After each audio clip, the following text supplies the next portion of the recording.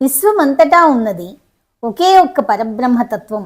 ఆ తత్వం నుండి విడివడి వచ్చిన మనం మన నిజస్వరూపాన్ని, మనలో ఉన్న విశ్వాన్ని, దాని తాలూకు రహస్యాలను అనుభవపూర్వకంగా తెలుసుకుందాం.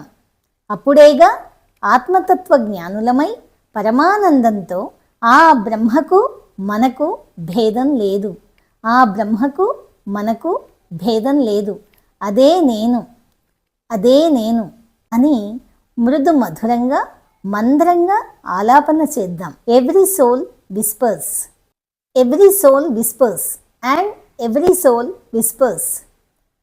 మనం చాలాసార్లు సిద్ధ అనే పదాన్ని వింటూ ఉంటాము. ముఖ్యంగా సిద్ధ వైద్యము, సిద్ధ జ్యోతిష్యము అని.